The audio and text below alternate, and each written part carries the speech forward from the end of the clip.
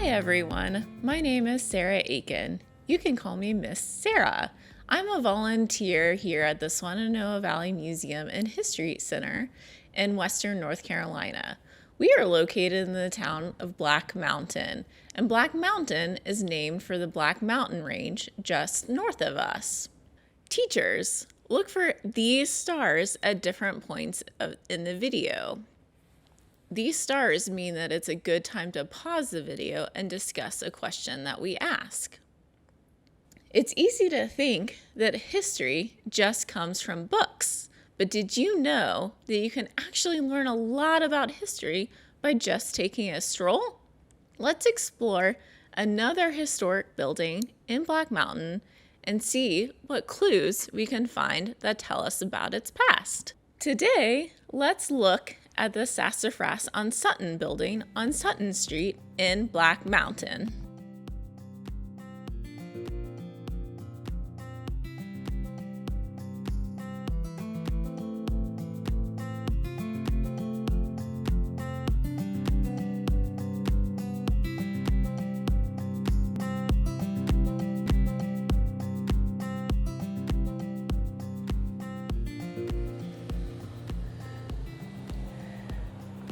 Here we are.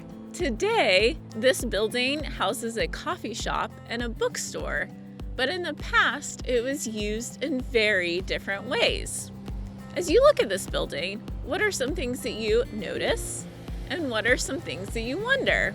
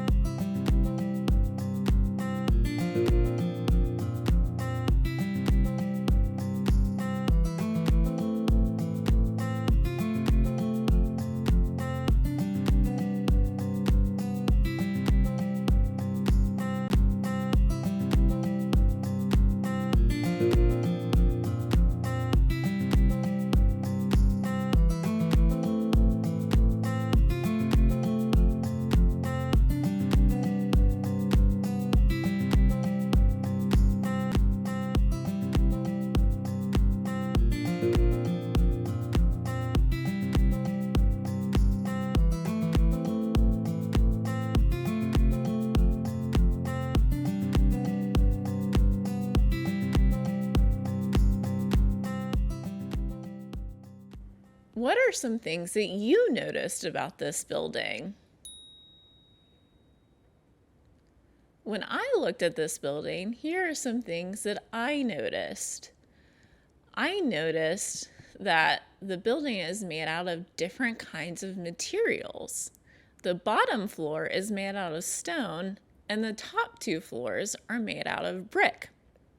I also noticed there's a big window on the bottom floor, and I noticed that there's a painted sign on the side of the building. I can read the words Wilson Motor Co. I also noticed that there are some simple decorative designs made out of brick on the top of the building, and that there are simple brick arches on top of all of the windows. What do you wonder about this building? I wonder why the bottom floor is made out of stone, but the top two floors are made out of brick. I also wonder if this big window on the bottom floor was always a window.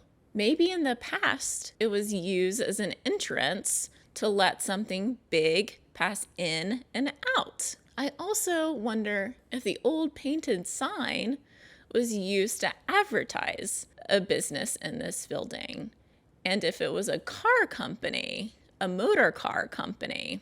Let's ask my friend, Miss Sarah, what she can tell us about the building. Miss Sarah, what do you know? Thanks for asking, Sarah. This building is old. We know there was a stone structure on the site as far back as 1895. That's over 125 years ago. And we know there were two brothers who had a business in the building. They were running a livery stable. What is a livery stable, you ask? It's a place where people could rent horses to use for travel, or pay to keep their horses if they didn't have a stable for them at home. In some ways, it was like a car rental place today. But in 1912, a big fire swept through downtown Black Mountain, and the livery stable burned down. Good job noticing that the building is made of different kinds of materials. The top floors of the building actually used to be made of wood, but all that wood burned up in the fire, and only the stone foundation was left. After the fire, the two brothers who had owned the livery stable had the upper floors of the building rebuilt with brick, which is much less likely to catch on fire. You also noticed an old painted sign on the side of the building that said Wilson Car Co. We do know that by the 1920s, there was a new business in the building. In fact, it was the first ever automobile company in Black Mountain. Here's a picture. This was the White Brown Motor Company. People were probably able to rent or buy cars at this business. Probably at a later date, someone new bought the business and named it the Wilson Motor Company instead. Do you see those big doors in the middle? Those were used like garage doors today, so that people could drive the cars in and out. Cars sure look different today than they used to. Since then, people have had a lot of other businesses in this building.